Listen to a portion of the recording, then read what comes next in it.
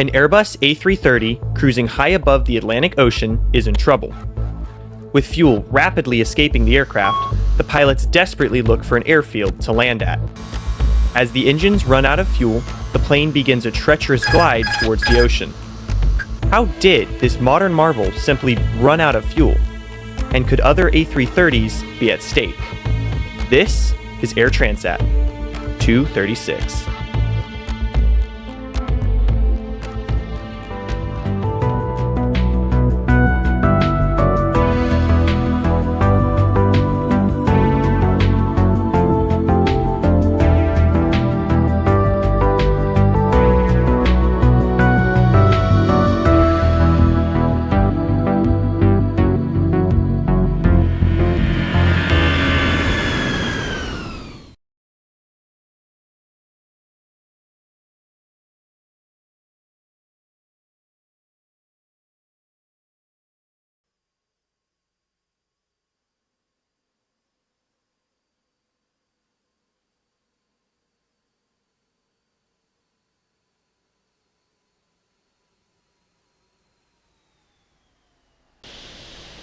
Air Transat Flight 236 was an overnight transatlantic flight from Toronto, Canada, over to Lisbon in Portugal.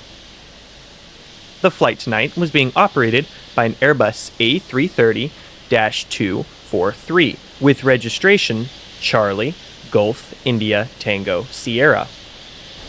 Golf, India, Tango, Sierra was a fairly new airframe at the time of the incident at around only 2 years old.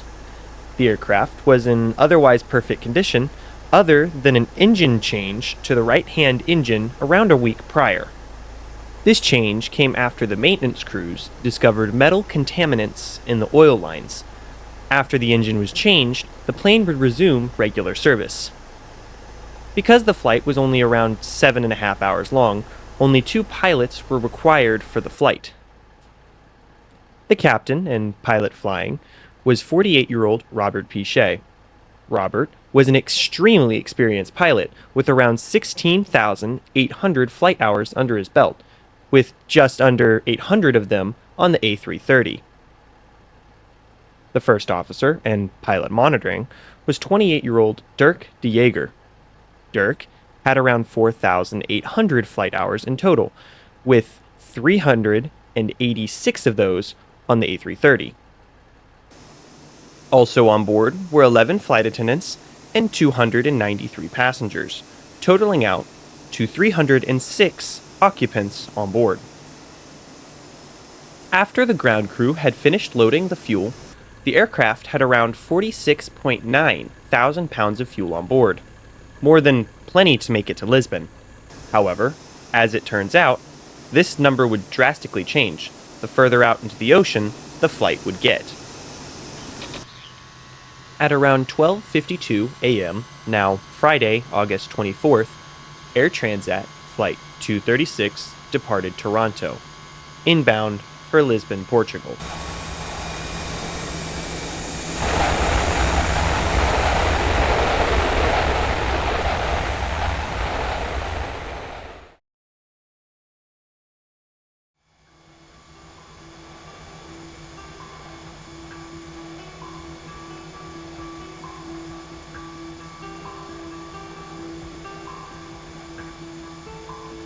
Air Transat 236, now cruising at 39,000 feet, has, at this point, crossed about halfway over the Atlantic. The flight, up to this point, has been routine. The flight crew, having finished a fuel check about 20 minutes prior, are coming up on their next fuel check. Fuel checks are done regularly, around every 30 minutes or so, on long-haul flights over open water. This ensures the flight crew are constantly aware of their fuel situation and can react quickly if something were to go awry. As their next fuel check comes and goes, nothing is found out of the ordinary, and the flight continues without any issues. At around 5:03 a.m., the flight crew are coming up on another fuel check when they get an odd message on their ECAM. The message tells them that the oil pressure in engine number 2 is way higher than it should be. However, the oil temperature is way lower. This made no sense to the pilots. Normally, if the oil pressure was high, the the oil temperature would be high as well. However, because the oil temperature was low, the pilots quickly ruled out a temperature problem for the engines. Both pilots agreed that the indication was the result of a faulty sensor in the number 2 engine. However, out of caution, the first officer radios up Air Transat maintenance in Montreal and informs them of the situation. Maintenance pretty much tells them the same, to watch the problem closely, but other than that, they have no answers for the cause. At 5:36 a.m., the flight crew got a new message on their ECAM: fuel imbalance.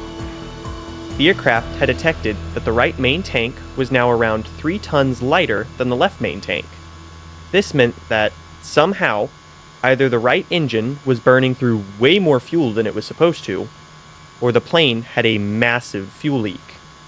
This didn't make any sense to the pilots. They had checked their fuel around 30 or so minutes ago, and everything was normal. Both pilots mentioned the possibility of a fuel leak, but quickly shut it down as the cause. At this point, the captain strongly believed it was yet again another faulty sensor. However, because of the lack of information, both pilots began taking action by reciting the fuel imbalance memory items. This involves the transferring of fuel from the full tank to the empty one. In this case, fuel from the left tank to the right. This should have fixed the fuel imbalance quickly. However, it soon became apparent that, after about a minute or so of watching, the fuel in the right tank was still dropping, even as the fuel from the left tank was feeding it. It was at this point that the scope of the situation hit the pilots. Even with the fuel they had left, there was now no way they could make it to Lisbon. The flight crew now knew they needed to divert. However, being over the open waters of the Atlantic, hundreds of miles away from any major landmass, the question now was, where? The captain and first officer dove into their list of diversion airports, and after looking for a bit, they settled on Lodge's Air Base in the Azores. At 5:45 a.m., and with the fuel situation getting dire, Captain Pichet radioed Santa Maria Oceanic Control and informed them of the diversion, which they were cleared for a moment later. The captain was still hesitant on declaring an emergency, though, as he still strongly believed that this was a faulty sensor causing the problems. Even with this bias, he still worked with the first officer to solve the problem. The two put the airplane in a right-hand turn and started direct toward Lodges.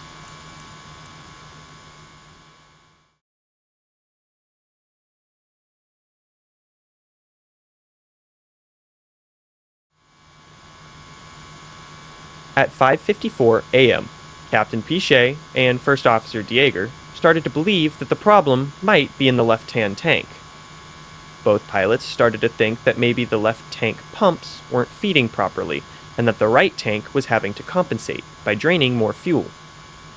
They decided to switch off the left tank fuel pumps and draw the fuel from the right tank pumps, with the cross-feed valve open. If the problem was a feed issue with the left tank, this should have solved it, as the fuel would flow into the right tank and then the engines. However, after doing this, the fuel in the right tank started draining faster than it was before. The flight crew decided it would be wise to call up maintenance and try and get some advice. The maintenance engineer and the pilots went back and forth for a minute or two, trying out multiple different fuel pump configurations. Nothing the crew did seemed to solve the situation. By the end of the call, all the fuel pumps and cross-feed valves were open. They would remain this way for the rest of the flight.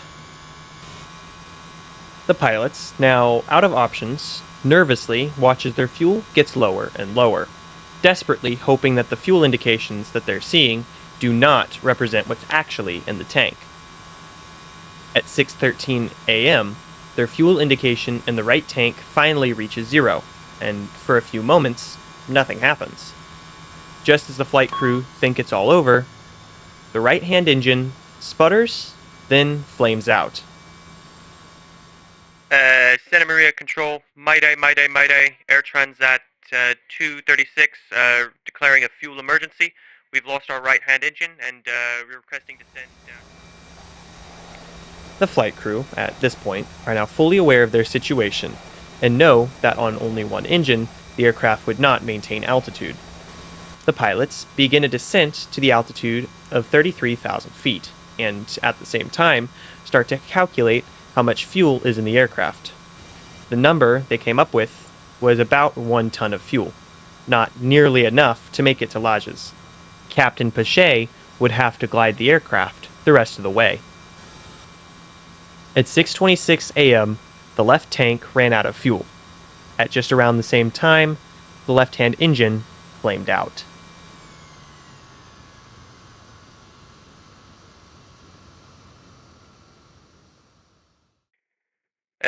Launches approach, Air Transat 236. We've just lost our left-hand engine.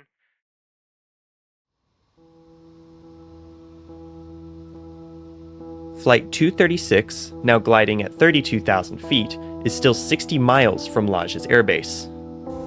It would have been about now that the passengers would have become aware that there was a problem aboard, as the silent hum of the engines has now been replaced by the sound of rushing air. The pilots take a moment to gather their situation, run through the emergency checklists, and formulate a plan of action. The objective now was to try and glide the long 60 miles to Lajes. Without the electrical and pneumatic power from the engines, things like the flaps, spoilers, ailerons, elevators, and rudder are deemed useless. This, on its own, would be a death sentence to the passengers and crew, as the plane would become uncontrollable. However, large passenger jets like the A330 have redundancies that prevent the loss of control due to engine failures. One of the main devices that gives electrical and pneumatic power to the aircraft after the likes of an engine failure is the ram air turbine, or RAT. After the loss of electrical power, a spring-loaded system deploys the turbine into the airstream and begins to produce power to a limited number of systems. These are things like essential flight controls and computer displays on the flight deck. Other non-essential things, like the autopilot, are ignored. Because of this, Captain Pache will have to fly the plane manually the whole way down.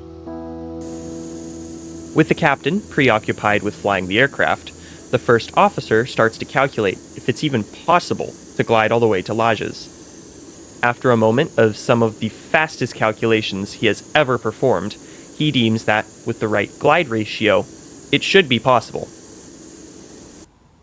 As the aircraft nears the airport, the controllers clear Flight 236 for landing on runway 33, which the pilots report in sight a minute later as they break out of the clouds. With the field now in sight, both pilots can now see that they are way too high to perform a safe landing. In order to bleed a bit more altitude, the captain puts the aircraft in a series of sharp S-turns and loops. This helps bleed the altitude off. However, because of the excessive descent, the plane has now gathered way too much airspeed for a safe landing. In a normal situation, the pilots would have deployed the spoilers and flaps to help slow the plane down. However, with the limited controls due to the RAT, these functions are severely limited or even completely disabled. The pilots, knowing that without engines they have no second chances, decide to continue the approach. As the captain begins exiting the loop he performed on short final, the gear is ordered down and the plane is lined up for runway 33. Silence fills the cabin and flight deck as the captain wrestles the sluggish plane down. At 6:45 a.m., Air Transat 236 slams down hard on runway 33. The plane bounced up off the ground and floated for a few seconds before coming down again. Once the plane was down, both pilots slammed on the brakes, trying to get their speeding jet to stop.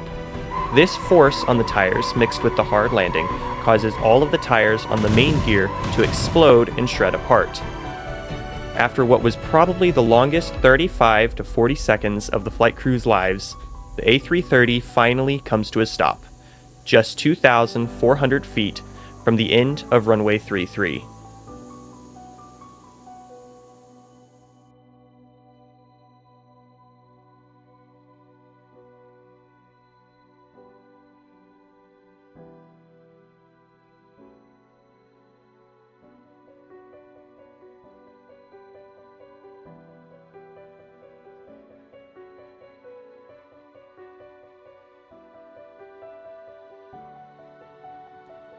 After the incident, Portugal's Air Accident Investigation Branch, the Portuguese Aviation Incidences Prevention and Investigation Department, or GPIAA, would look into the incident alongside Canada's Transportation Safety Board, or TSB.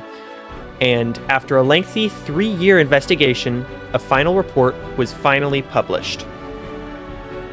It was found that the right-hand number 2 engine had formed a fuel leak in one of the fuel lines at around 4:38 a.m. August 24th, at which the aircraft was still cruising high above the Atlantic. The fuel leak was caused by a hydraulic line being placed way too close to a fuel line after the right-hand engine was replaced the week prior.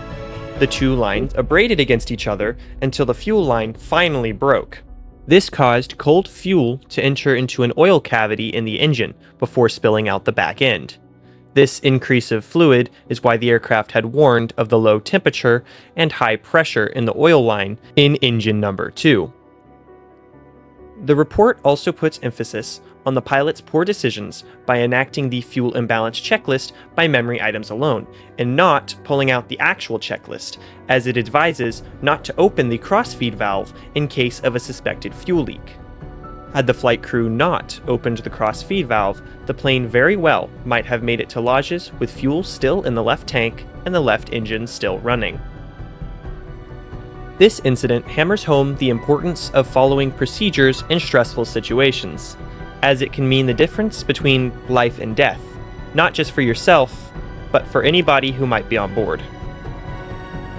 In the end, the flight crew aboard Air Transat 236 managed to successfully glide their A330 65 miles to Lajes Air Base in the middle of the Atlantic Ocean, the longest a commercial airliner has ever glided.